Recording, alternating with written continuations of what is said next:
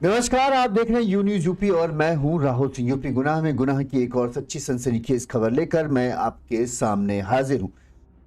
UP के मेरठ जिले का सरदना थाना क्षेत्र, यहां कपसाड़ गांव में जो हुआ वो उसके बारे में आपको सब कुछ पता चल गया।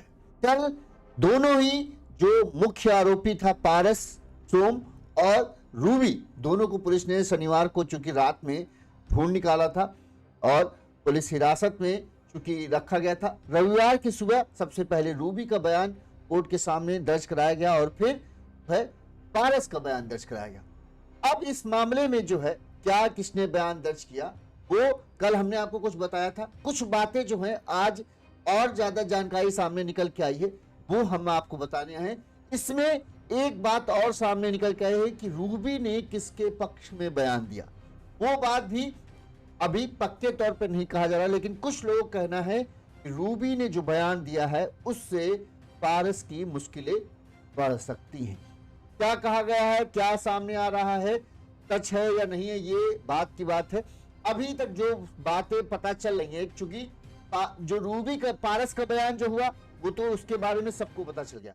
रूबी का बयान जो था वो सील बंद है, इसलिए सबको उतने अच्छे तरीके से नहीं पता चल रहा है। कोई कुछ कह रहा है, कोई कुछ कह रहा है।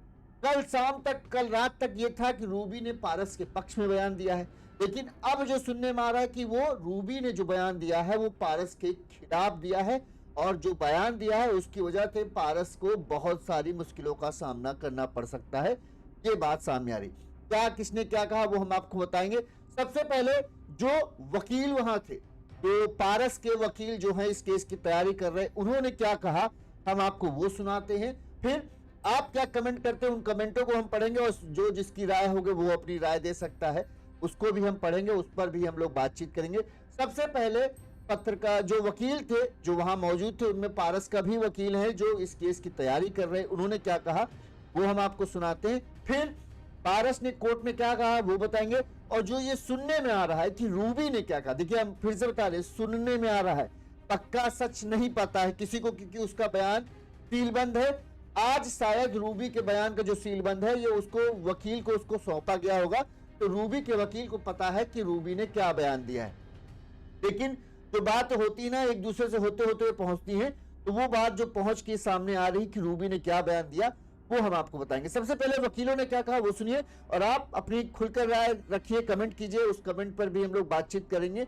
आज हम लोग इस पर पूरे 1-1.5 घंटे का लाइव स्ट्रीम करते हैं और सबकी राय जानते हैं कि उनका क्या कहना है, क्या उनके हिसाब से हो रहा है, क्या सही है क्या गलत, ये सब चीजें जो है उस पर भी हम सब लोग बात करेंगे। कमेंट आप कर सकते हैं। चलिए सबसे पहले वकीलों ने क्या कहा वो हम आपको सुनाते हैं। कोई इसने भी कोई बयान नहीं दिया, ना कबूला कुछ की मेरे पास कुछ हुआ है, उसने कुछ नहीं, बस आपने क्या कहा? लड़के ने भी कुछ नहीं कहा, वो कह रहा कि मैं परेशान हूँ, मैं मानसिक स्थिति को खराब है। पब्लिक इतना इसे हाईलाइट बना चुकी, इतना वो मामला था नहीं, इसे हाईलाइट ज्यादा बना चुकी। प्रशासन जो है लड़के से बात हुई है और ये उसे ही बताया कि क्या नाम है, बस मैं अभी यहाँ से उसे 14 दिन के लिए भी जेल में भेज दिया गया है और फिलहाल अभी जेल में मुझे भेज दो जेल। बस अभी ये कि परेशान है वो, पब्लिक ने भी परेशान कर रखा, इतना ज्यादा माहौल बना दिया कि अंदर जा मजिस्ट्रेट ने पूछा कि तुम्हारा नाम क्या है भाई, तुमने हत्या की है कि साहब, हाँ ठीक है मैंने, उसने की वो जो हम तो गया उसने कहा अभी कुछ नहीं, अभी कुछ नहीं करा। मैं बलराम सोम एडवोकेट हूँ, उसने मैं बलराम सोम एडवोकेट, इसमें पारस की तरफ से आया हूँ यहाँ पे और इससे बात हुई है। इसने साफ साफ कहा है कि जी मेरा कोई हत्या नहीं की है, इसमें मुझे बचा लो। उसने 2 शब्द कहे हैं केवल कि इसमें वादी के वकील बात कर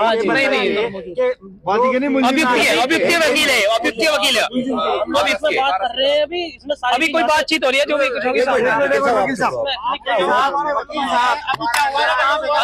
मुझे बचा लीजिए। वकील साहब ये बात उसने कही है, जो इनके साथ जो लड़की बरामद हुई है उसको लेकर क्या कहा गया है, कुछ अपडेट है कि बयान कहाँ हुए? लड़की को लेकर हम लोग सब यहीं पे थे और हमें ये था कि आएगी और बयान होंगे, लेकिन जो हमें बताया गया कि लड़की के बयान होंगे, हमें जो बताया गया है कि 164 के बयान हो गए हैं 14 न्यायालय में। भैया 3 में जो 14 न्यायालय में चुपके से ले जाकर पुलिस के द्वारा 164 के बयान करा दिए हैं।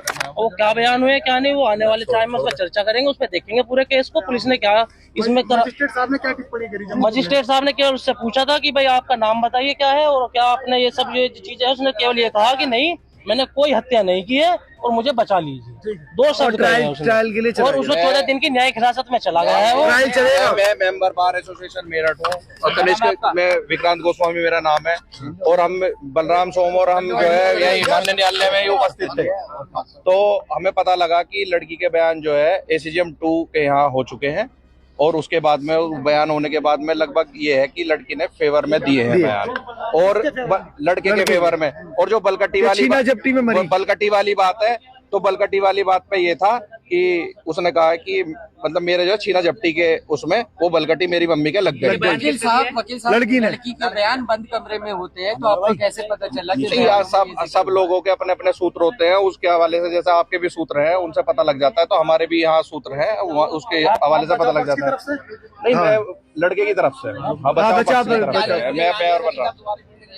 लड़की का क्या बयान थे? लड़की के बयान यही थे, छीना झपटी में बलकटी लगी है, ये है और बाकी और कुछ अपहरण नहीं हुआ था। लड़की का यही कहना है कि मतलब जो है मैं लड़के के साथ जो है सहमति पंचायत के माध्यम से भी गई हूँ, उसके लगभग 2 या 2.5 पेज का बयान है और मैं उसके माध्यम से गई।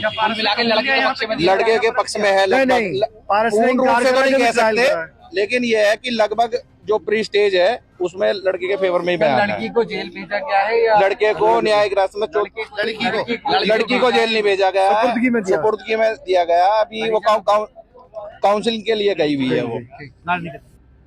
देखिए, अब वकील ने जो ये लड़के पक्ष के वकील हैं, अब ये सच बोल रहे हैं या झूठ बोल रहे हैं ये को नहीं पता इसके बारे में, क्योंकि जैसा कि उन्होंने कहा कि जैसा कि लड़की का बयान जो है, रूबी का जो बयान था वो बंद कमरे में हुआ था और सील बंद लिफाफे में उसका 2-2.5 पेज का जो बयान है वो दर्ज किया गया है और वो जो विवेचक वकील होगा, जो लड़की पक्ष का वकील होगा, उसको आज सौंपा जाना था सोमवार को। अब या तो लड़की जानती है या फिर जो विवेचक वकील है कि लड़की ने असल में बोला क्या। कल शाम तक जो वकील ने ये बोला कि रूबी ने जो है पारस के पक्ष में बयान दिया कि जो मां की हत्या हुई है वो छीना झपटी के दौरान वो क्या बोलते हैं, जो उसमें बयान दराती टाइप का जो होता है, जो घास वास के मतलब खेती किसानी में इस्तेमाल होता है, हमारे लोगों साइड हंसिया बोलते हैं, यहाँ पर इसको वो जो बोल रहे उसको कि वो छीना झपटी में वो लग गया, जानबूझ के नहीं मारा गया, ये उनका कहना था। और लड़की ने पारस के बयान पक्ष में दिया कि हम उसके साथ अपनी मर्जी से गए, ये इनका कहना था। लेकिन अब जो बात सामने आ रही, आज जो सामने आ रहा था कि सूत्रों से वही बात है, जैसे इन्होंने कहा कि हमारे भी सूत्र हैं, आपके भी सूत्र होंगे, तो आज जो ये सुनने में आ रहा है कि रूबी ने सीधे सीधे पूरा मामला जो है पारस के ऊपर डाला कि पारस ने ही मां को मारा और हमें जबरदस्ती अपने साथ ले गया। ये आज सामने आ रहा। अब ये सच है या कल जो कह रहे थे वकील साहब बता रहे थे वो सच है, अब ये इसके बारे में कोई नहीं दावे से कह सकता। सबको बस यही है कि हाँ, सब अपने अपने सूत्र लगा रहे हैं कि सूत्रों से ये पता चल रहा है, सूत्रों से वो पता चल रहा है। पारस ने जो कहा वो सबके सामने, पारस ने खुले तौर पर यह कहा कि मैंने हत्या नहीं की, मैं बेगुनाह हूं, मुझे बचा लीजिए। क्या क्या हुआ हम आपको एक बार बता देते, फिर आपके जो कमेंट आएंगे उनको भी हम पढ़ेंगे। सबसे पहले आपको बता दें कि मेरठ में मां की हत्या और बेटी के अपहरण के मामले में जो है पारस को 14 दिन की न्यायिक जेल में भेज दिया गया। रविवार शाम पुलिस स्पेशल EGM विकास सावंत की कोर्ट में पारस का बयान दर्ज कराने पहुंची। पारस मफलर से मुंह बांधकर और चादर ओढ़कर कोर्ट पहुंचा था। उसने जज के सामने ये कहा, वकील तो ये बता रहे कि उसने सिर्फ 2 शब्द कहा कि मैं बेगुनाह हूं, मैंने हत्या नहीं की, मुझे बचा लीजिए। लेकिन जो पुलिस के सामने उसने कहा कि मैंने कोई हत्या नहीं की, मुझे बचा लीजिए, हमारा रिश्ता सच्चा है, रूबी अपनी मर्जी से मेरे साथ गई थी, हमारा रिश्ता 3 साल से चल रहा था, हमारा रिश्ता सच्चा है और मैं निर्दोष हूं और मैंने रूबी की मां की हत्या नहीं की है, ये उसने बताते हैं कि कोर्ट में कहा था। आपको बता दें कि पारस पर अभी जो मुकदमा दर्ज हुआ है, पारस पर हत्या और अपहरण की धारा SC/ST वाला जो मामला है वो भी दर्ज किया गया है। तो ये गंभीर मामले पारस के ऊपर अभी भी चल रहे हैं। ठीक है, पारस ने साफ साफ अपने आप को निर्दोष बताया कि मैंने हत्या नहीं की है। छीना झपटी में जो है वो जो थी दराती या हंसिया कहें या जो भी बांका कहें, जो धारदार हथियार था उससे उनके सिर पर हमला लग गया और जिससे उनका खून बहा, फिर उनकी शाम को जो है मौत हो गई। लेकिन हमारा इंटेंशन उनको मारने का नहीं था, हमारा मकसद था हम रूबी को ले जाना चाहते थे, वो विरोध कर रही थी और इसी छीना झपटी में ये सब हुआ। शाम को जब वकीलों से बातचीत हुई, ये कल के बयान है, कल शाम को जो वकीलों से बातचीत हुई थी तब ये कल पत्रकारों से बातचीत करते हुए, ये पारस पक्ष के वकील है। अब जाहिर सी बात है, पारस पक्ष के वकील हैं तो पारस की ही बात करेंगे। तो इन्होंने कहा कि हमें जो सूत्रों से, हमें अपने जो इंटरनल लिंक हैं उनसे ये पता चला कि जो रूबी ने बयान दिया है बंद लिफाफे में, जो उसका बयान है सील बंद लिफाफे में, उसमें उसने पारस के पक्ष में बयान दिया है और ये माना है कि झगड़े के दौरान झीना झपटी में जो है मां को चोट आई जिससे उनकी मौत हुई और मैं अपनी मर्जी से गई। ये कल तक का बात है। लेकिन आज कहा जा रहा है कि रूबी ने जो SGM 2 नम्रता की कोर्ट में पेश किया गया, वहां पर रूबी ने जो बयान दिया, सूत्रों के अनुसार, जैसा कि कल सूत्रों के अनुसार वकील साहब के सूत्र थे, वैसे जो आज जानकारी मिली उसमें रूबी ने अपनी मां की हत्या और खुद के अपहरण के लिए पारस सोम को जिम्मेदार ठहराते हुए उसके खिलाफ बयान दर्ज कराए हैं। अब एक बार फिर से मैं कह रहा हूं, ये पक्का नहीं है, ठीक है। जैसे कल वकील साहब बता रहे थे कि हमको जानकारी मिली है, वैसे ही आज ये बात सामने निकल के आई है। कल तक यही हो रहा था कि पारस के पक्ष में बयान दिया है, आज ये बात हो रहा नहीं, पारस के खिलाफ बयान दिया है। और आपको ये पता होगा कि रूबी का जो बयान है इस केस में बहुत अहम है और उस केस को बड़ी वैल्यू देगा। किस तरफ से रूबी का बयान जाएगा वो पारस के लिए उतनी ही चीजें मुश्किलें या आसान कर सकते। तो कल तक शाम को जब वकीलों ने बताया तब जगह ये हो गया कि भाई रूबी ने तो पारस के पक्ष में दिया, लेकिन आज सुनने में आ रहा है कि नहीं, रूबी ने पारस के खिलाफ बयान दिया है। अब आगे जो मामला होगा, जब जांच पड़ताल पूरा शुरू होगी तब ये बयान खुलेगा, सीलबंद जो बयान है रूबी का जब खुलेगा तब असल में सबको पता चल पाएगा कि रूबी ने क्या बयान दिया है, क्या पारस के पक्ष में दिया है या पारस के खिलाफ दिया है। ठीक है। बहरहाल रूसी को जो है रूबी को माफ करना, रूबी को काउंसलिंग के लिए मेडिकल कॉलेज स्थित आशा ज्योति केंद्र भेजा गया है जहां पर रूबी है, वहीं पारस को जो है जेल भेज दिया गया है। बता दें शाम करीब 4:30 बजे सरदना समेत कई थानों की फोर्स पारस सोम को घेरे में लेकर स्पेशल CGM की अदालत पहुंची। उसे ड्यूटी मजिस्ट्रेट जो थे सावन कुमार के समक्ष पेश किया गया। करीब 10 मिनट तक चली पेशी के बाद जो है पारस को रिमांड बनाकर उसे हत्या, अपहरण, SC/ST एक्ट के तहत धाराओं में जेल भेज दिया गया। SSP डॉक्टर विपिन तादा ने बताया कि इस मामले की जांच जो है CO सरदना आशुतोष कुमार कर रहे हैं। कोर्ट के सामने सभी मुख्य साक्ष्य पेश किए गए जो पुलिस को पता चले थे, जो पुलिस के पास जानकारी थी वो भी कोर्ट के पास पेश की गई, जिसके बाद जो है आरोपी को अभी पारस को जो है 14 दिनों के लिए जेल भेजा गया है ताकि पुलिस और उससे पूछताछ करे, फिर आगे जब मामला होगा। पुलिस जब पारस को जेल ले जा रही थी तो कोर्ट के सामने पारस ने बोला तो बोला, लेकिन बताते हैं जब पुलिस पारस को जेल ले जा रही थी पत्रकार उससे तमाम तरह के सवाल पूछ रहे थे। इस दौरान जो है ज्यादातर सवालों के तो पारस ने जवाब नहीं दिए, बस पारस ने सिर्फ इतना कहा कि मैंने किसी को नहीं मारा, मुझे बचा लीजिए। ये पारस का एक बार मीडिया के सामने बस इतना बयान था। इसके अलावा और तमाम कई और जो भी सवाल मीडिया के लोग पूछ रहे थे उन किसी सवालों का जवाब जो है पारस ने नहीं दिया। अंत में वही कहा उसने कि मैं बेगुनाह हूं, मुझे बचा लीजिए, इसकी गुहार उसने पत्रकारों के सामने भी लगाई। वहां मौजूद बचाव पक्ष के वकील भी उसकी पैरवी के लिए मुस्तैद दिखे। वरिष्ठ जेल अधीक्षक डॉक्टर वीरेश राज वर्मा ने जिस जेल में ये रखा गया है पारस सोम को दाखिल किया गया, उसको पहले जब कोर्ट लाया गया था तब मुलायजा बैरक में रखा गया था। शाम 5 बजकर जब उसकी पेशी हो गई तो शाम 5:15 पर पेशी पूरी होने के बाद पारस सोम को चौधरी चरण सिंह जेल जो है मेरठ की चौधरी चरण सिंह जेल उस जिला कारागार में अभी पारस को रखा गया। कैसा पहली रात पारस की गुजरी वो हम आपको बता दें। जो जेल वरिष्ठ अधीक्षक थे डॉक्टर वीरेश राज शर्मा ने बताया कि पारस सोम को जेल में नए बंदियों की बैरक में अभी रखा गया है। जेल प्रशासन की ओर से उसे कंबल, बर्तन, ये सब जो चीजें दी जाती हैं वो दी गई हैं। पहली रात पारस ने ज्यादा कुछ नहीं किया, ना ही वो परेशान दिखा, ना ही कोई ऐसा बहुत ज्यादा चिंतित दिखा। वो शायद उसे ये पता चला हो मीडिया के जरिए या किसी के जरिए कि हाँ रूबी ने उसके पक्ष में बयान दिया, या फिर उसे ये भरोसा हो कि रूबी मेरे ही पक्ष में बयान देगी। लिहाजा वो बताते हैं जो जेल अधीक्षक थे उनका कहना था कि बड़े ही आराम से सोया, बड़ा निश्चिंत दिख रहा था, ना ही किसी तरह की उसे कोई दिक्कत महसूस। वहीं जेल अधीक्षक ने यह भी कहा कि पारस सोम ने खुद को नाबालिग बताते हुए मदद की मांग की है। जेल प्रशासन ने उसके बयान को दर्ज कर लिया। अब आगे ये जांच की जाएगी कि वो जो नाबालिग वाली बात है, बहरहाल कोर्ट ने उसे बालिग ही माना है, नाबालिग नहीं माना है। इसी वजह से उसे जो नॉर्मल कैदियों वाली जेल होती है वहां भेजा गया। अगर नाबालिग मानते तो बाल सुधार गृह भेजा जाता। सोमवार को जेल में पारस सोम से मिलने के लिए अब तक सोमवार मतलब रविवार की शाम को जेल भेज दिया गया था। आज सोमवार हो चुका है, पूरी शाम हो चुकी है, तो मिलने का समय है अब तक खत्म हो चुका है। जेल प्रशासन कहना है अभी तक पारस सोम से कोई भी मिलने नहीं आया है। जेल प्रशासन लगातार उसके ऊपर नजर बनाए हुए है कि वो क्या कर रहा है क्या नहीं कर रहा है, इस सब पे भी उसकी नजर है। वहीं पुलिस ने ये भी बताया कि किस तरह से पारस भागा, किसके यहाँ रुका जाके, इसके बारे में भी हम आपको बता देते हैं। फिर हम रूबी के बयान के बारे में हमने जैसा है आपको बता दिया कि रूबी का बयान कल तक जो वकील साहब थे उन्होंने क्या कहा आपने सुना। एक बार हम फिर से जो लोग नए जुड़े हैं उनको सुना देते हैं कि जो पारस बेसिकली जो पारस पक्ष के वकील थे तो वहां मौजूद थे जब पारस का बयान दर्ज हुआ।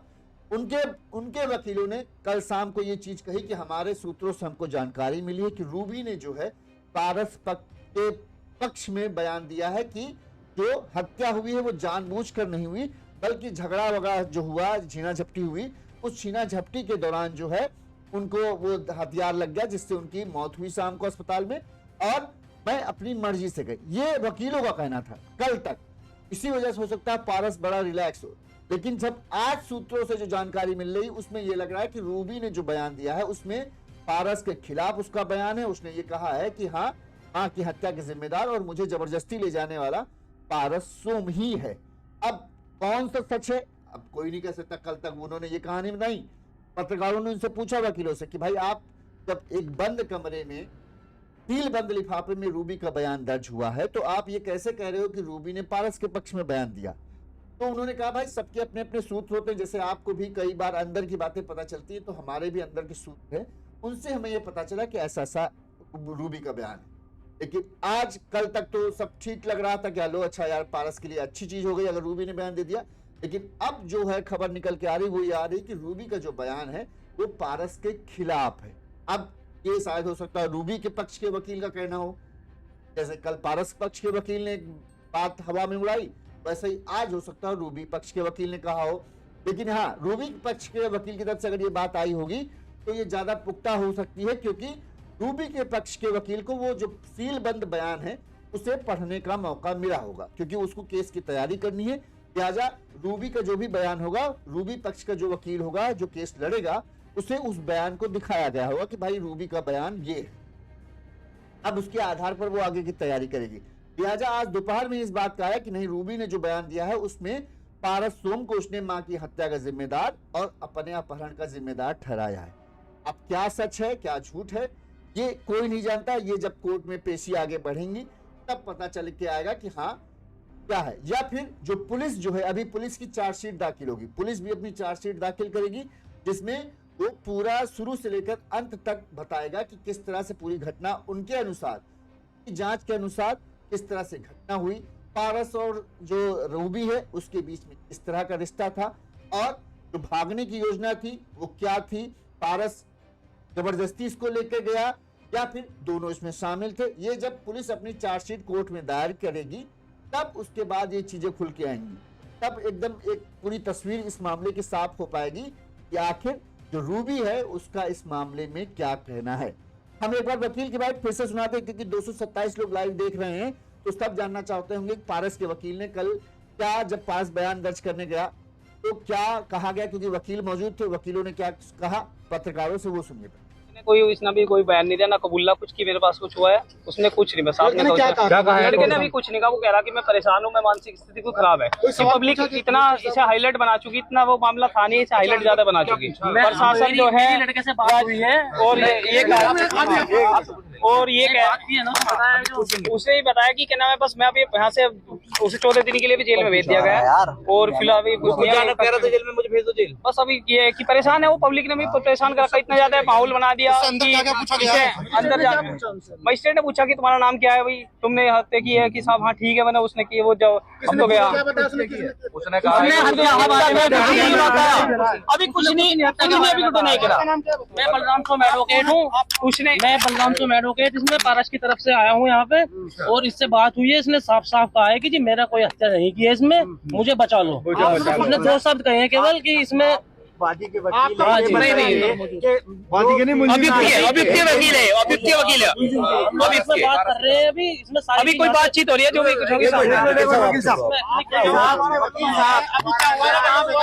मुझे बचा लीजिए। वकील साहब ये बात उसने कही बताइए है। कि जो इनके साथ जो लड़की बरामद हुई है उसको लेकर क्या कहा गया है, कुछ अपडेट है कि बयान कहाँ हुए हैं, कहाँ लड़की को लेकर हम लोग सब यहीं पे थे और हमें ये था कि आएगी और बयान होंगे, लेकिन जो हमें बताया गया कि लड़की के बयान होंगे। हमें जो बताया गया है कि 164 के बयान हो गए हैं 14 न्यायालय में। भैया 3 में जो 14 न्यायालय में चुपके से ले जाकर पुलिस के द्वारा 164 के बयान करा दिए हैं। वो क्या बयान हुए क्या नहीं, वो आने वाले टाइम में उस पर चर्चा करेंगे, उस पर देखेंगे पूरे केस को पुलिस ने क्या इसमें मजिस्ट्रेट साहब ने क्या टिप्पणी करी? मजिस्ट्रेट साहब ने केवल उससे पूछा था कि भाई आपका नाम बताइए क्या है और क्या आपने ये सब ये चीज है। उसने केवल ये कहा कि नहीं मैंने कोई हत्या नहीं की है और मुझे बचा लीजिए, 2 शब्द कहे हैं उसने। ट्रायल के लिए और उसको 14 दिन की न्यायिक हिरासत में चला गया है वो।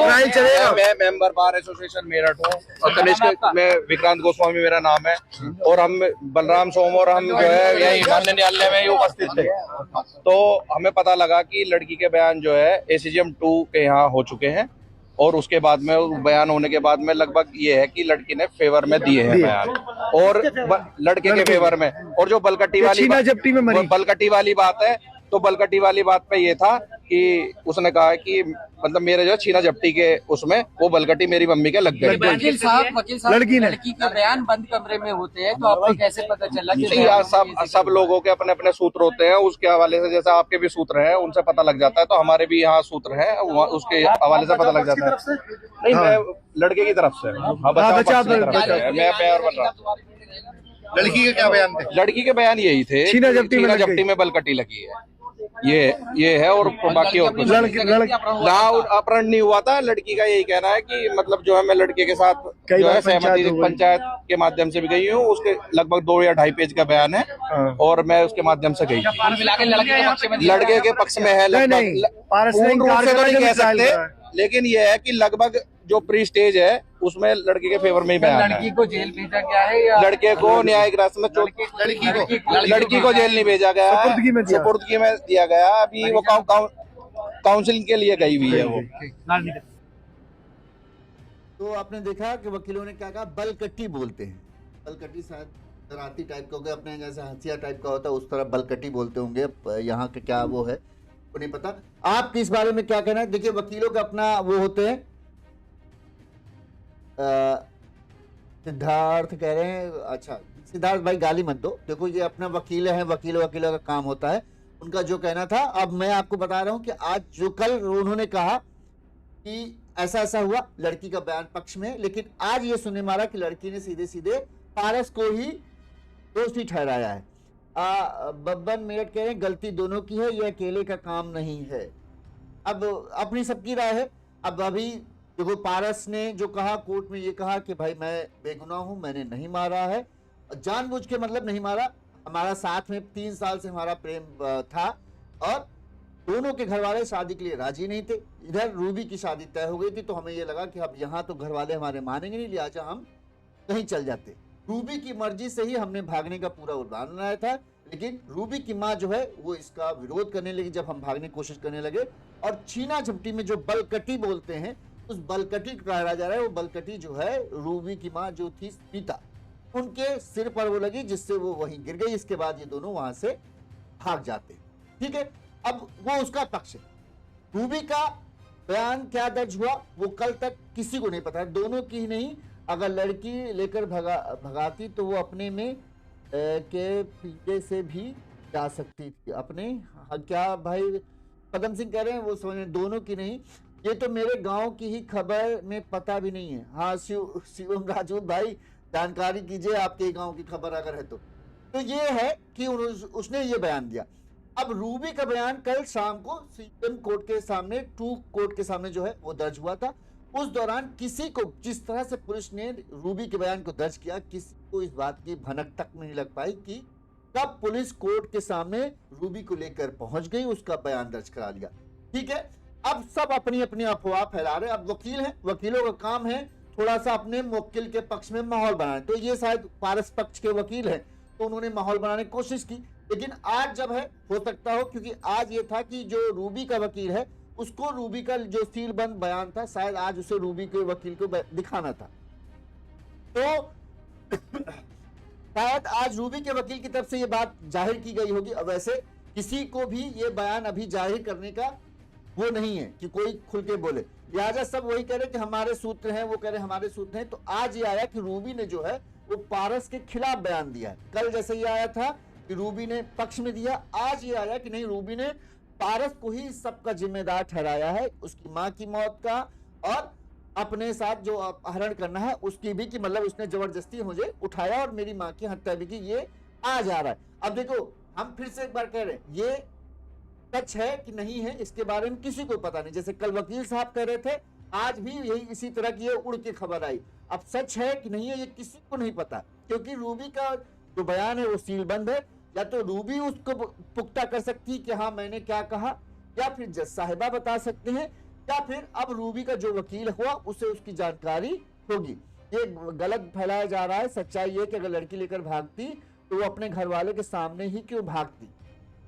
हर के भागने के बाद अब जो पारस कह रहा है कि वो कह रहा है कि वो चूंकि रोजाना जो रूबी थी वो अपने पिताजी के पास जंगल में खाना वाना लेके जाती थी, तो शायद उनका ये होगा कि भाई हम खाना लेने के बहाने निकलेंगे और फिर वहां से निकल जाएंगे। लेकिन जो उसकी माँ थी वो उस दिन उसके साथ चली। अब प्लान इनका तैयार था कि किस तरह से हमें भागना है, लिहाजा इनको ये होगा कि माँ होंगे तो होंगे, हम लोग भाग चलेंगे। अब जब माँ ने उसका विरोध किया तब इसका कहना है वो झीना झपटी में जो बलरेती क्या बोलते हैं वो लग गई और उससे वो हो गया। वो अपनी बहन या माँ के सामने क्यों भागती, जबरदस्ती से ही बंदूक के दम पर। अच्छा ये चीज एक और जी है पदम सिंह भाई, आप कह रहे हो वहां पर एक कॉन्ट्राडिक्शन ये है, अगर बंदूक उसके पास होती तो वो गोली ना मार देता, फिर छीना झपटी क्यों करता।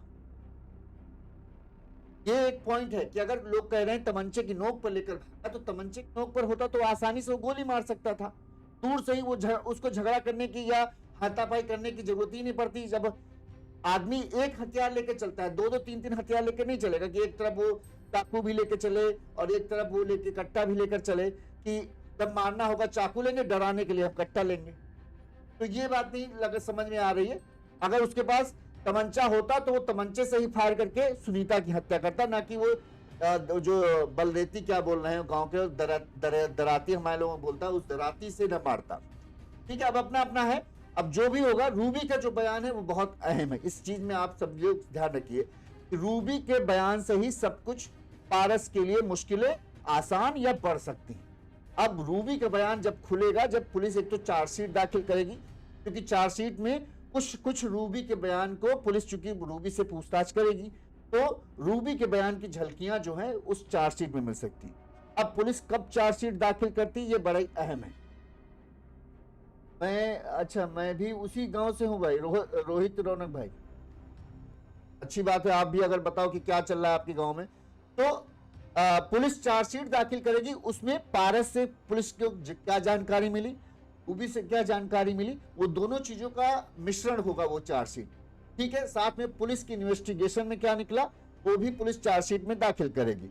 अब जब वो पुलिस चार्जशीट दाखिल करेगी तो वो सबके सामने रहेगी, तो उससे एक अंदाजा लग सकता है कि हाँ रूबी का जो बयान है वो किसके पक्ष में है, क्या पारस के खिलाफ है या अगेंस्ट है। अभी देखिए दोनों चीजें सामने आई। कल शाम तक वकीलों ने कहा कि पारस के पक्ष में है, अब आ रहा है कि नहीं पारस के विरोध में। तो ये चीजें हैं। लेकिन रोज जाती, किसी दूसरे दिन चली जाती, जब माँ साथ थी तो क्यों भागा, ले जाना था। भाई आप कोई जब ये भागने अपने जैसे प्लान बनते हैं तो आप 10 बातें सोच लेते। ठीक है, पारस को जिनको ये भी पता चला कि ये दोनों जो भागे हैं तो इन दोनों ने अपना मोबाइल घर पर ही छोड़ दिया। प्लान इन्होंने रात में बना लिया होगा कि हमको आज भागना है। हम मानने की बात कह रहे हैं, पारस के मुताबिक सच है कि नहीं ये पता नहीं।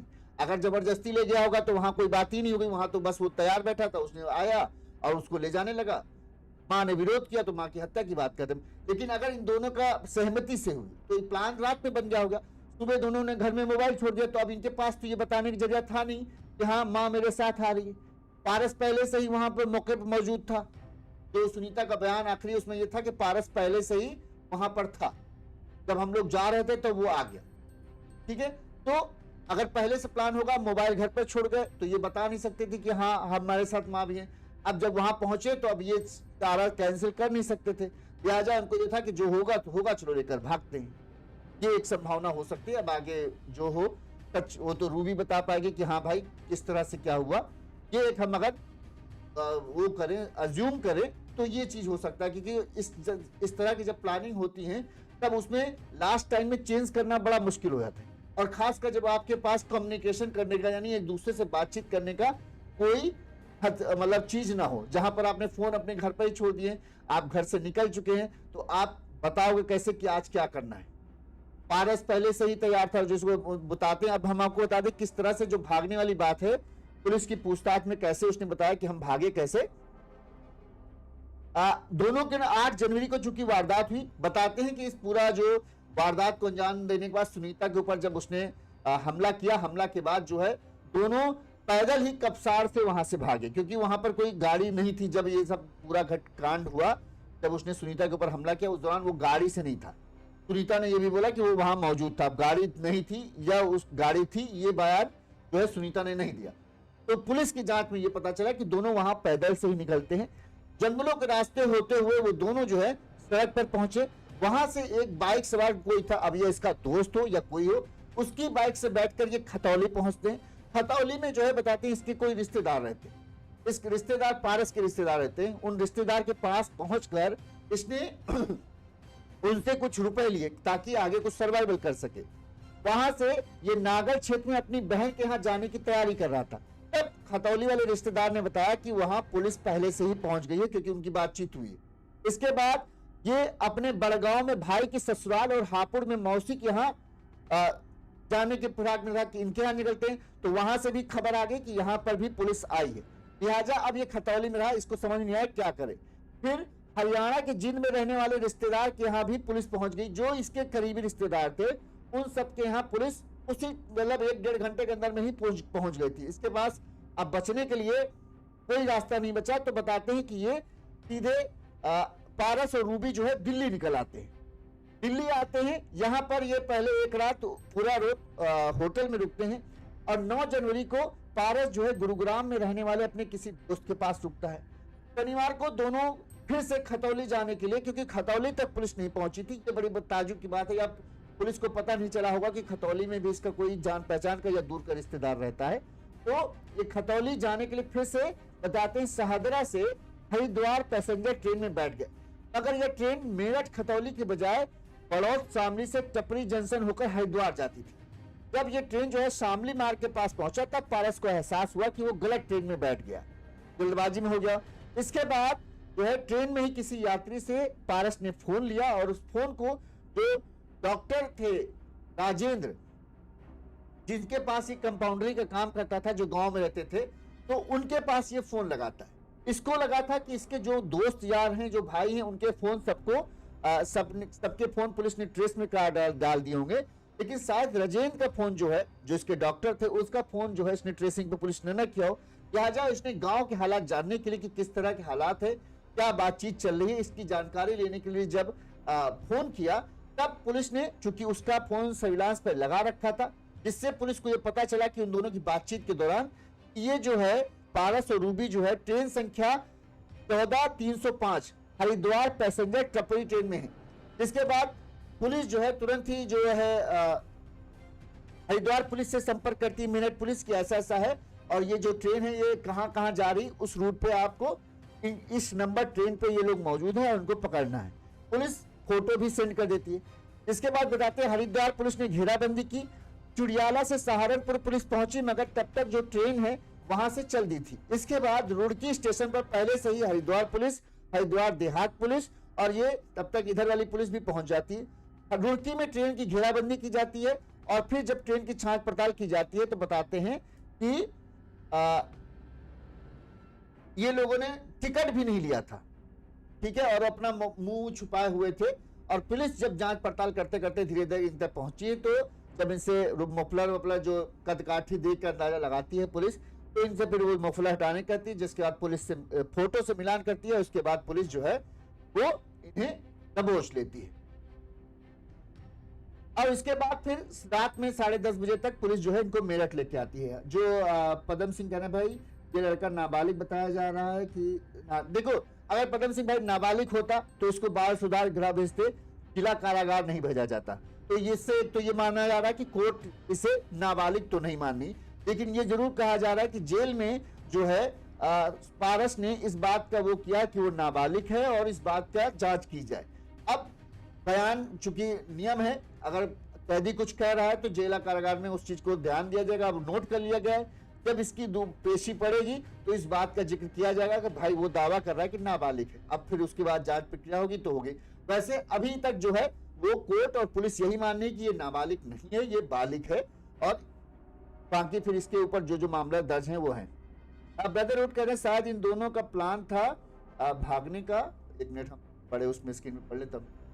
हाँ, शायद इन दोनों का ब्रदरहुड का, ब्रदर बॉन्ड कह रहे हैं, शायद इन दोनों का प्लान था भागने का, बट लड़की यह नहीं पता थी कि माँ भी साथ जाएगी, क्योंकि ये पॉसिबल भी है कि बिना हथियार के कोई हरिद्वार चला जाए और वो भी ट्रेन से। हाँ, ये भी चीज है। पदम एक लड़की का तू बिना मर्जी के ट्रेन से, हाँ इतनी और ऐसी जगह नहीं ब्रदर बॉन्ड भाई, एक जगह गए। देखो वो पहले पहुंचे खतीमा, कहा नाम जगह हमने बताया आपको, पहले अपने एक रिश्तेदार के यहाँ पहुंचे, खतीमा शायद जगह का नाम था, देख ले। हाँ, खतौली पहुंचे, खतौली से फिर दिल्ली आते, दिल्ली से हरियाणा गुरुग्राम में गए, गुरुग्राम में अपने दोस्त के यहाँ रुके, 3 दिन भाई लापता रहे ना। फिर यहां से इनका प्लान था कि हम लोग फिर खतौली जाते हैं, लेकिन गलती से ये हरिद्वार वाली ट्रेन में चढ़ गए। वहां भी जो जनरल क्लास के डिब्बे में थे, बिना टिकट के थी। ठीक, ऐसा नहीं कोई टिकट विकट रिजर्वेशन करा के गए, इनको जनरल क्लास में था कि भीड़ ज्यादा रहती, जल्दी वहां कोई चेकिंग करने आता नहीं तो हम बच जाएंगे, और टिकट तक नहीं ली थी कि टिकट विंडो में जाएंगे, कहीं सीसीटीवी कैमरा लगता है तो हम उससे कहीं कैप्चर ना हो जाए। लिहाजा सहूलियत इन्होंने बहुत सारी बरती। लेकिन हाँ, ये चीज एक जो ब्रदर बॉन्ड कह रहे हैं कि भाई इतनी जगहों पर जा रहे हैं, ऐसे में लड़की को इतनी देर तक काबू में रखना, अगर लड़की को जबरदस्ती लेके जाया गया हो तो बड़ा मुश्किल काम है। कि कहीं तो किसी से तो कहेगी कि हमें जबरदस्ती लेके आया गया है, कहीं तो किसी से वो इशारा करके बोलेगी, इतना स्टेशन गए, ट्रेन में गए, वहां पुलिस वाले आरपीएफ वाले रहते हैं, तो किसी से तो वो कह सकती थी। अब नहीं कहा, या तो उसमें मन में डर था भाई तब नहीं कह सकता हो, या फिर सच में उसके पास कुछ ऐसा हो जिसके डर पे उसने रूबी को इस तरह से कंट्रोल कर रखा था कि रूबी कुछ बोल नहीं रही। अब जब यहाँ पे आई है, अब रूबी ने क्या कहा ये देखते हैं। जब दोनों साथ में भागे हैं तो अपहरण का मामला कैसे है? अपहरण का मामला चूंकि शुरुआत में माँ का जो बयान था, नितिन कुंदिर भाई ये बता दे, जो माँ मृतक जो माँ थी सुनीता, मरते समय उसका ये बयान दिया था कि जबरदस्ती जो है मेरी बेटी को वो उठा के ले जा रहा था, हमने रोकने की कोशिश की तो उसने मुझ पर फिर ये हमला किया। इसलिए चूंकि माँ का बयान अंतिम बयान था, तब तक रूबी का कुछ पता नहीं था कि रूबी कहाँ है कैसे। चश्मदीद के तौर पर 3 ही लोग थे वहां पर, जिनका ये कहना है कि हाँ, मतलब जो लोग वहां पे मौजूद थे। एक पारस जिसने इस पूरी वारदात को किया है, जिसके ऊपर जो मुख्य आरोपी है, दूसरी रूबी है जो मुख्य पीड़िता है, और तीसरी सुनीता थी जिनकी मौत हो चुकी। तो सुनीता ने अपने मरते समय में ये पूरा बयान दिया था कि पारस जबरदस्ती मेरी बेटी को ले जा रहा था, और हमने जब रोकने की कोशिश की तो उसने हमले करके हत्या मेरे ऊपर हमला किया, और फिर मेरी बेटी को जबरदस्ती अपने साथ खींचते हुए लेकर चला गया तमंचे के दम पर, या ऐसे ये बयान था। इस वजह से ये लगा कि हाँ किडनैपिंग है, हत्या प्लस किडनैपिंग का मामला तब दर्ज हुआ। अभी क्योंकि रूबी का बयान सीलबंद है, तो अभी जो शुरुआती जांच के दौरान है, पुलिस ने वही धाराएं लगाई हैं, हत्या और अपहरण की धारा, प्लस में SC/ST का भाई जो मामला है वो भी दर्ज है ही। अब इसमें आपको पता है ये मामले गंभीर होते हैं, SC/ST से जब जुड़ जाता है तो और ज्यादा गंभीर बन जाते हैं, फांसी या उम्र कैद की सजा इन मामलों में होती है। अब आगे किस तरह से जांच पड़ताल होती है, किस तरह से आगे कार्रवाई बढ़ती है, वो जब बयान पूरी तरीके से खुलेंगे तब सामने आएगा कि आखिर रूबी ने क्या कहा। सब कुछ रूबी के बयान के ऊपर डिपेंड है। कल तक पारस के वकीलों ने ये कहा कि रूबी ने जो है पारस के पक्ष में बयान दिया है कि हम जो है पारस के साथ जो है अपनी मर्जी से गए हुए थे, अपहरण नहीं था। लेकिन और उन्होंने ये भी कहा कि जो हत्या वाला मामला है कि हत्या की गई, तो हत्या नहीं की गई, छीना झपटी के दौरान जो वो दरेती होती है वो सुनीता के लग गई, जिससे उनकी मौत हुई। ठीक है, यानी जानबूझकर इंटेंशनली हत्या नहीं गई। नाबालिग तो नहीं लग रहा है, अच्छी खासी मूंछ और दाढ़ी, हाँ ये तो बात सही है। इसी वजह से कोर्ट ने भी देखा जिस तरह से कटकाठी दिख रही है तो उस तरह से नाबालिग नहीं दिख रहा, इसीलिए से उसे जिला कारागार भेजा गया। लेकिन अब कुछ लोग ये बोल रहे हैं कि वो नाबालिग है, लेकिन कोर्ट ने ये देखते हुए ही उसे जिला कारागार भेजा होगा कि कहीं से वो नाबालिग सा नहीं दिख रहा है और जिस तरह का अपराध है वो नाबालिग वाला दिखाता भी नहीं। इस वजह से ही उसे जिला कारागार भेजा गया। लेकिन उसने जेल में जो है इस बात का वो किया है कि मैं नाबालिग हूँ, नाबालिग को जैसा बर्ताव मेरे साथ मतलब जो है मेरे उस चीज को ध्यान में रखकर केस किया जाए। मेरठ जागरण न्यूज़पेपर पढ़ा आज का नहीं है, मैंने भाई सचिन कुमार नहीं पढ़ा, लेकिन हम बता रहे हैं कि ये दो चीजें सामने हैं। एक जो वकीलों ने कल कहा था, ये कल वकीलों ने बयान दिया था, कल हमको ये रात में मिला तो हमने कहा आज हम उसको चलाते हैं, ये था। और आज जो हमको सुनने को अभी मिला, जो हमको बातचीत पत्रकारों से बातचीत में पता चला, उसमें ये था कि जो रूबी का बयान है वो पारस के खिलाफ है। अब कौन सा बयान सच है, भाई उनका कहना है कि हमारे सूत्रों से हमने पूरी जानकारी इकट्ठा की है और सूत्र हमारे ये बता रहे हैं। तो अब उनके सूत्र सही हैं या जो आज जिन्होंने ये पूरा जानकारी की है, हाँ न्यूज़पेपर पढ़ा मेरठ का, उसमें क्या लिखा है सचिन कुमार जी बताइए हमें, तो हमें अच्छा होगा अगर आपके पास कोई जानकारी है तो बताएंगे। तो आज में ये समझ में आया कि रूबी ने सीधे सीधे पारस को पूरा तरह के जिम्मेदार ठहराया, अपनी मां की हत्या का जिम्मेदार ठहराया है और अपने अपहरण का भी जिम्मेदार ठहराया। अब सच कौन है ये कोई नहीं बता। तब जिस तरह से पारस के पक्ष वकीलों ने कहा कि भाई हमारे सूत्रों से हमको ये जानकारी मिली है, रूबी तो पारस के पक्ष में वो किया है, उसने दोनों चीजों को वो नकारा है। एक अपने अपहरण का मामला कि हम अपहरण हुआ है, हम अपनी मर्जी से गए। दूसरा इस चीज को भी नकारा है कि जो हत्या जानबूझकर की गई है वो छीना झपटी के दौरान लगा, कल वकीलों का कहना था। अब आज जो आया है वो अलग ही आया है। तो अब कौन सच बोल रहा है ये कोई नहीं बता सकता। अब ये जब एक तो पुलिस अपनी चार्जशीट दाखिल करती है तो उससे पता चलेगा कि हाँ भाई क्या कहा जा रहा है। चार्जशीट से भी बहुत कुछ साफ हो जाएगा कि दोनों के बयानों का उसमें क्योंकि जिक्र होगा। पारस ने साफ साफ ये कहा कि हमारा 3 साल से प्रेम प्रसंग, ठीक है। गांव के लोगों से आप बात करेंगे तो गांव के लोग कहते हैं कि हाँ के बीच में प्रेम प्रसंग था 2-2.5-3 साल से, और गांव में 3 बार पंचायत भी हुई है। इस चीज के लिए गांव के लोगों का कहना है, ठीक है। अब दावा कोई भी नहीं कह रहा, लेकिन कुछ जो प्रधान गांव के हैं और पूर्व प्रधान हैं उन सब ने कहा है कि इस सब से हमारे गांव की शांति बिगड़ रही है। लेकिन जो हकीकत है वो ये है कि 3 बार इस चीज के लिए पंचायत भी हुई। अगर आप पश्चिमी यूपी को समझते हैं तो वहां पे आपको पता है कि कई बार गांव से जुड़े मामलों के लिए पंचायत होती है, कई बार किसानों से जुड़े मुद्दों के लिए भी पंचायतें होती हैं और वहां पर इन सब चीजों का बड़ा अहम मुद्दा होता है, ठीक है। तो 3 बार पंचायत हुई, पंचायतों में तीनों बार पंचायतों में इस तरह का फैसला हुआ कि भाई क्योंकि अलग अलग बिरादरी के दोनों लोग हैं और इस तरह की जो चीज है वो नुकसान करेगा, अच्छा नहीं है, गांव का माहौल बिगड़ेगा। लिहाजा बिरादरी अमूमन दोनों ही परिवारों को ये सलाह देती रही कि भाई तुम अपनी बेटी को देखो और तुम अपने बेटे को देखो, ये ठीक नहीं है, इससे माहौल बिगड़ेगा। बताते हैं तीसरी बार जब पंचायत हुई थी उस पंचायत में ये फैसला लिया गया कि रूबी के घर वालों को कहा गया कि भाई आप अपनी बेटी की अच्छे से शादी कीजिए और उसे विदा कीजिए। वहीं पारस के घर वालों को यह कहा गया कि आप एक तो रूबी के यहाँ के जो शादी कार्यक्रम होगा उसमें आप मदद करेंगे, दूसरा आप इस चीज को पक्का करेंगे कि आपका बेटा जो है इस मामले में किसी तरह से कोई दखल अंदाजी ना करे, ये कहा गया था। लेकिन जब पारस को ये पता चलता है, बताते हैं कि हाँ रूबी की शादी, जैसा कि रूबी वालों कहना था कि उसको उनकी बेटी की शादी तय हो चुकी थी। जब रूबी के घर वालों को पारस को ये पता चलता है कि रूबी की शादी तय कर दी गई, उसके घर वाले किसी भी तरह से इस रिश्ते को निभाने के लिए तैयार नहीं है। एयर इंडियंस कह रहे हैं भागने का प्लान था तो अगर माँ साथ में थी तो दूसरे दिन भाग जाते, ये सब झूठ है। लड़का राजपूत है इसलिए बचाया जा रहा है, अगर इसकी जगह उलट होता तो मुस्लिम होता तो अपराधी होता। तो अभी एयर इंडियन भाई कहाँ अपराध उसको वो कर दिया गया कि वो बेगुनाह है? किसने कह दिया कि वो बेगुनाह है? ये पारस का बयान है भाई। अगर चोर भी कहते हैं ना कि चोर जब पकड़ा जाता है वो क्या कहेगा, हम चोर हैं, वो तो यही कहेगा ना कि हम निर्दोष हैं। तो पारस ने ये कहा है, जो आपको आप ध्यान से सुन नहीं रहे शायद। पारस का ये बयान है कि मैं बेगुनाह हूं, ठीक है। उसको मान नहीं लिया है कोर्ट ने। भाई पक्ष और विपक्ष जब कोर्ट में खड़े होंगे तो पूछा जाएगा ना भाई कि क्या तुम्हारा क्या कहना है, तुम बताओ अपना पक्ष। तो पारस ने अपना पक्ष बताया कि मैं बेगुनाह हूं, मैंने अपहरण नहीं किया है, ना ही मैंने हत्या की। अब उसकी वजह यह बता रहा है कि मेरा 3 साल से था, पंचायत होती थी, घर में झगड़ा होता था, घर वाले शादी के लिए तैयार नहीं थे और मैं सच्चा प्यार करता था, मैं शादी करना चाहता।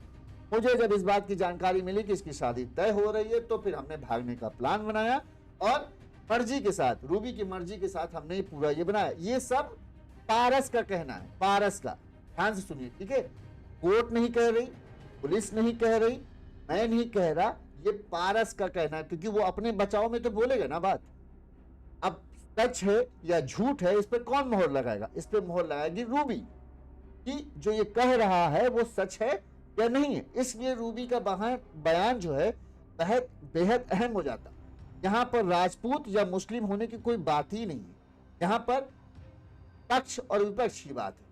जो पारस है उसने अपने पक्ष में ये बात रखी है कि मेरा जो था प्रेम था और मैं प्रेम के चक्कर में शादी करना चाहता था, इसलिए मैं उसके साथ जा रहा था। लेकिन माँ चूंकि उसके साथ थी, माँ ने हमारे भागने का विरोध किया तो छीना झपटी में उसको वो लग गई, उससे उसकी मौत हो गई और हम लोग भाग गए। हमने नहीं देखा कि उनके मरे हैं कि जिंदा हैं, बस उनके जब चोट लगी वो वहां गिर गई, उसके बाद हम लोग भाग गए। ठीक है, माँ को अस्पताल पहुंचाया जाता है। सुबह ये घटना होती है और शाम को 5 बजे करीब जो सुनीता की मौत हो जाती है।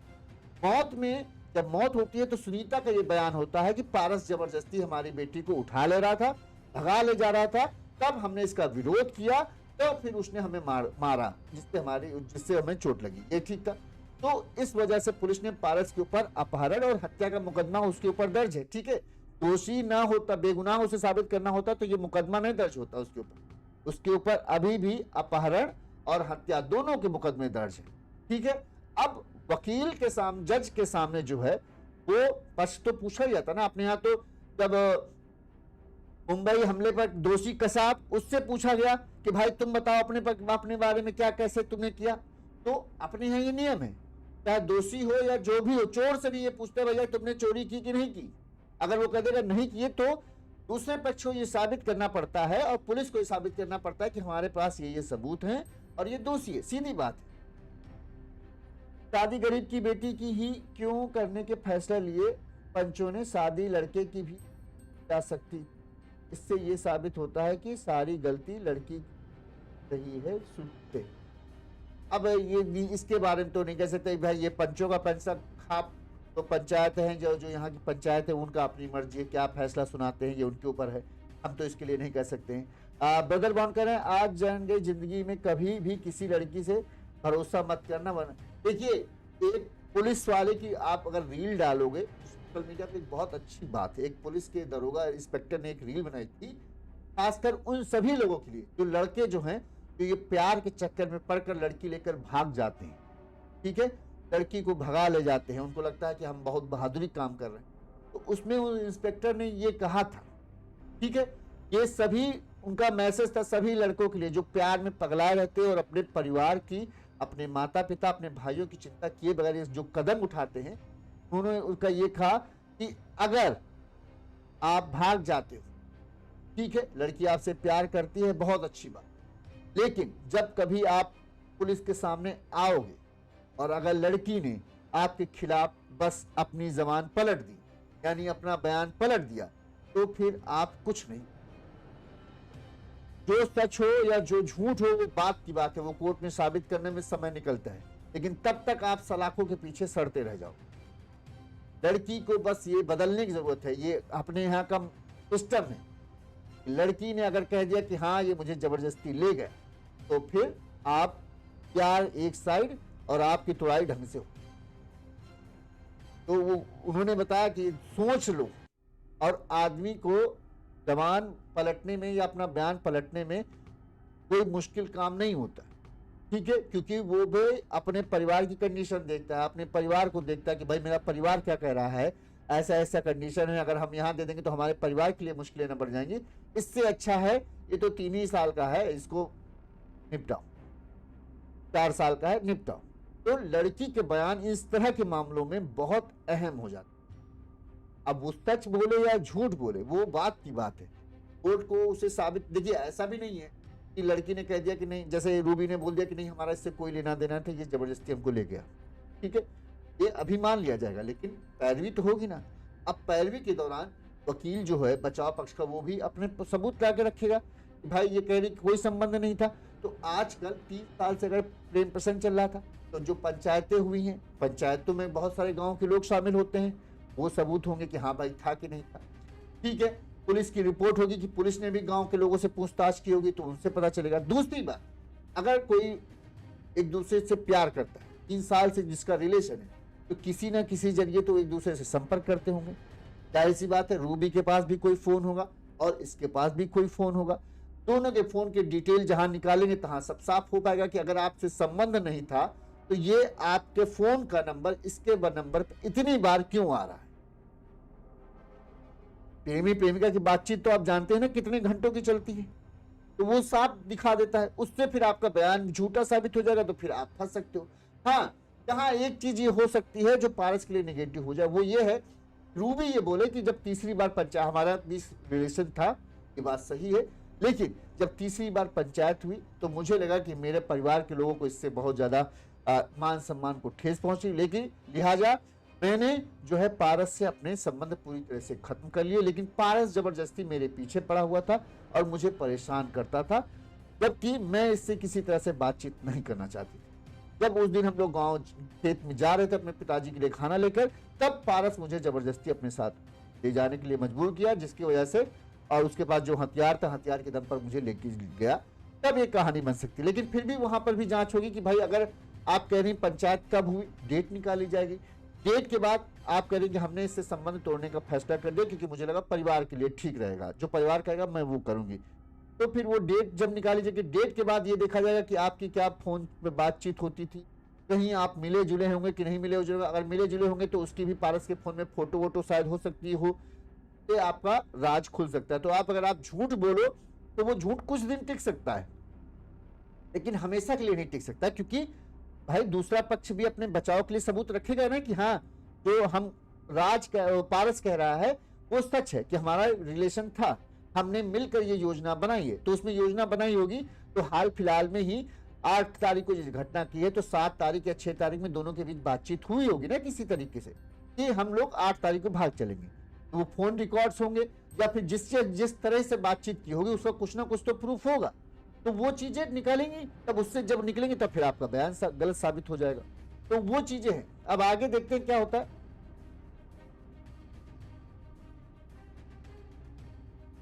ब्रदर बॉन्ड कह रहे पहले जाके पता कर लो, लड़की की शादी तय हो गई है, 15-20 दिन पहले ही इसलिए वो चाहते थे जल्दी से जल्दी। हाँ, ये कहा जा रहा है कि शादी, पिता का भी बयान है, इस बयान पे हम बता दें, पिता ने बोला था कि हमारी बेटी की शादी तय हो चुकी थी, मई में शायद शादी की तारीख थी, लेकिन घर वाले चाहते थे कि शादी जल्द से जल्द हो जाए, लिहाजा वो अप्रैल में या मार्च के ही समय में शादी की डेट तय करना चाहते थे।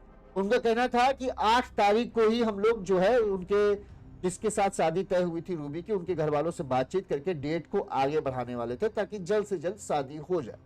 अब ये उनके कहने का है, तो इससे पता चलता है कि रूबी के घर वाले जो है जल्दी शादी करना चाहते थे। कि अब क्या वजह है वो भाई वो भगवान जाने, लेकिन अभी तक इस केस में अपडेट यही है। वकीलों का बयान हमने आपको बता दिया, पुलिस ने क्या अपना कहा है कि उन्होंने किस तरह से ट्रेस किया है। पुलिस ने ये जानकारी भी दी थी कि पहले अपने जो अधिकारी उनका बयान था कि हाँ हमें ये जानकारी मिली है गांव के लोगों से कि दोनों लोग अच्छी तरह से एक दूसरे को जानते थे और एक दूसरे से पहचानते थे। गांव के लोगों से जब कई सारे मीडिया कर्मियों ने बातचीत की तो गांव के कई लोगों ने ये बताया कि हाँ जो है इनके दोनों के बीच में 3 साल 4 साल से प्रेम प्रसंग चला था। स्कूल के टाइम से यानी कॉलेज के टाइम पे था, तब से प्रेम प्रसंग चल रहा था।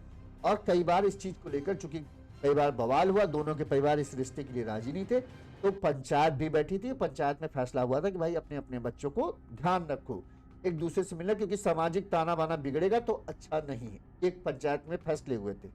तीसरी पंचायत में यह फैसला हुआ था कि भाई तुम अपनी बेटी की शादी कराओ, और इधर हुआ था कि तुम अपने जो बेटे को वो लगाम लगाओ कि वो किसी तरह से उनके यहाँ के कार्यक्रम में दखल अंदाजी नहीं करेगा। अब ये चीज दोनों पक्षों से थी। अभी तक जो ऊपर ऊपर तो सुन के, अब बाकी भाई मामला कोर्ट में पहुंच गया।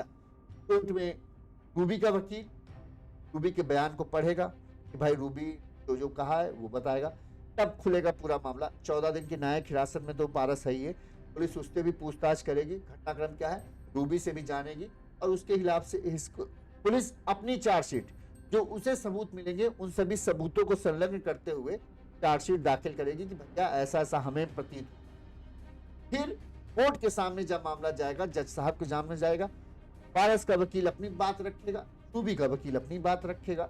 अगर रूबी ने पारस के पक्ष में बयान दिया तो मामला पलट जाएगा। पारस के लिए मामला आसान हो सकता है, रूबी के लिए भी जो होगा।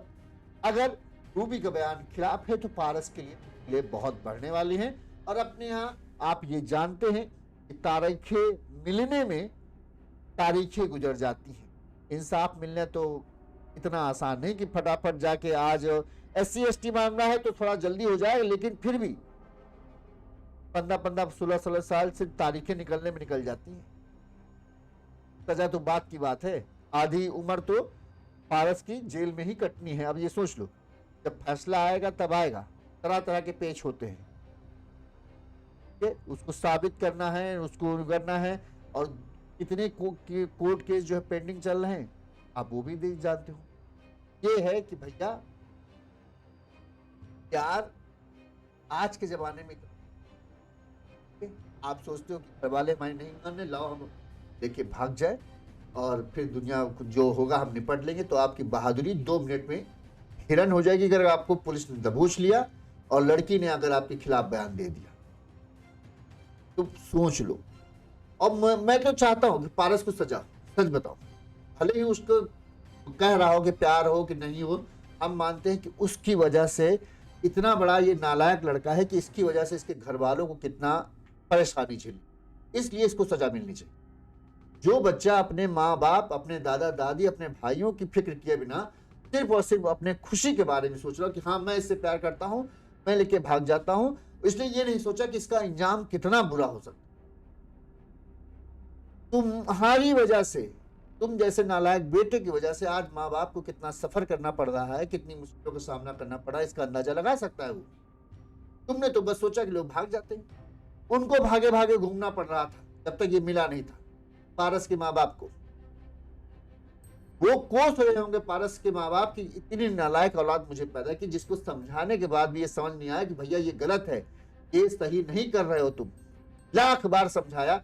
बताते हैं कई बार पारस का इसके लेकर घर में भी झगड़ा हुआ और कई बार पारस ने जो है अपने घर वालों से भी हाथापाई की थी, जब घर वाले मना करते थे इस चीज के लिए, लेकिन ये नहीं समझते। अब जब जेल में जाके लठ बजेगा ना, तब समझ में आएगा कि हाँ माँ बाप कितना सही थे, कितने मेरे बुरे वक्त में भी जब मैंने उनके साथ गलत करते थे तब भी वो मेरे साथ रहते थे कि चलो ठीक है बेटा है, समझाने की कोशिश करते। अब समझ में आए, अब ना माँ बाप जाएंगे इसको बाद बचाने के लिए, वहां मिलने के लिए। शायद हो सकता है कुछ दिन बाद दिल पसीज जाए, कहेंगे अरे नालायक है, दुष्ट है तो बेटा ही, क्या करें, चले जाते हैं।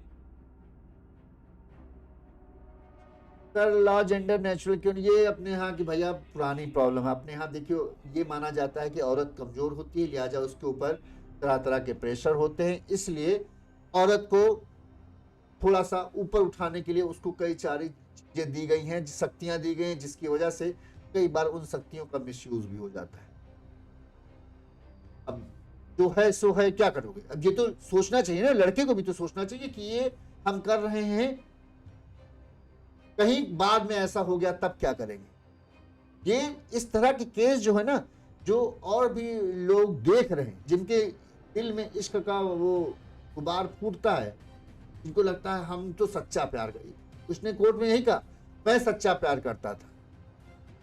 तुम्हारे सच्चे प्यार करने से क्या फर्क पड़ता है किसी को।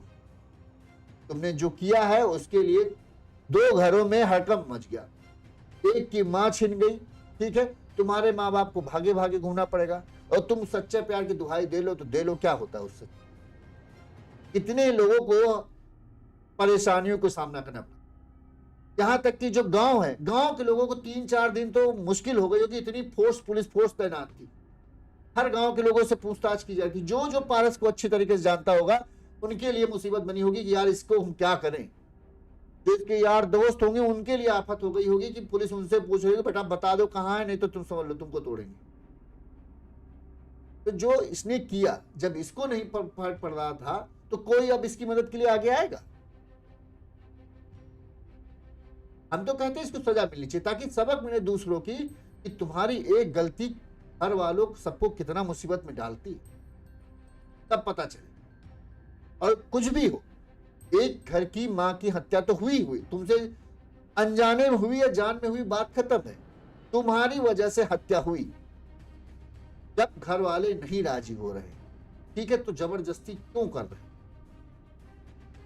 सीधी बात है। अपनी बिरादरी में देखो किसी से जिसमें घर वाले सहमत हो जाए, तो तुम इस काबिल होगे नहीं कि तुम्हारी बिरादरी वाला कोई तुम्हारे साथ अपनी बिटिया बहन के बारे में सोचे। और क्या होगा? यही नतीजा होगा।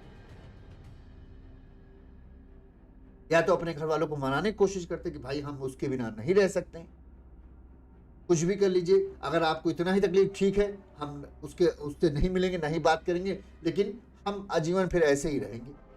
दिखाते अपना प्यार, साबित करते अपना प्यार इस तरह से कि हम इस तरह प्यार है। लेकिन तुमने जो कदम उठाया उसने सब पूरे गांव को हिला कर रख दिया, मेरठ पुलिस को हिला कर रख दिया, सबको परेशानियों का सामना। और देखो क्या हुआ, रूबी ने क्या कहा, तुम्हारा सच्चा प्यार पता चल जाएगा। जो तुम सच्चे प्यार का दावा करोगे मैं सच्चा प्यार करता था, रूबी के बयान पर सब कुछ आके टिक गया। हमारे सच्चे प्यार की वैल्यू, कीमत रूबी के बयान पर है। अगर रूबी ने तुमको माना होगा तो बताएगी क्या है क्या सच। अगर उसके हिसाब से हुआ है वो बोल देगी तो फिर तुम गए काम से। सच्चा प्यार ये दुनिया भर की हमें कुछ नहीं होती, कोर्ट में ये सब नहीं चलता। कोर्ट में ये चलता है कि जो पीड़ित कह रहा है, जिसको दुख से सहना पड़ा है, जिसके घर की हानि हुई है, वो क्या कह रहा है वो बहुत अहम हो जाता। और फिर भी वो रूबी जो है भले ही तुम्हारे पक्ष में भी बोल दे, तब भी तुमको हत्या के चार से तुम बच नहीं सकते। अंजाम इसका ये नहीं है कि तुम सोचो कि हाँ अपहरण का मामला बच सकता है, तुम्हारे हट सकता है, लेकिन हत्या के मामले में तब भी तुम निपटोगे। ये नहीं होता किसी की छीना झपटी में इतना बड़ा तुम गहरा जख्म कर दो कि किसी को मौत के मुहाने पे पहुंचा दो। हत्या तो हुई ही है ना, चाहे जाने में हुई चाहे अनजाने में हुई हो, और सजा तो भुगतनी भी पड़ेगी। प्यार होता तो वही अकेले लेकर जाता, 4 लोगों को साथ में नहीं लेकर आता। हाँ अर्जुन सिंह यही भी सही कह रहे हो भाई।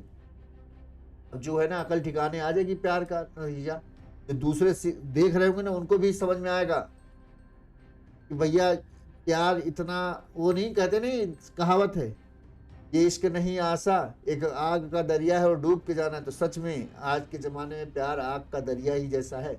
अभी देखिए एक मैंने कहानी डाली है यूपी की एटा जिले की, जहाँ पर लड़की भाग गए, भाग के शादी कर ली, किराए पर रह रहे थे। लड़की के घर वालों ने उससे कहा ऐसा है कि ठीक है, हम दोनों एक ही बिरादरी की, लोधी बिरादरी के थे। वो खबर आप पढ़िए देख लीजिएगा, एटा की खबर है।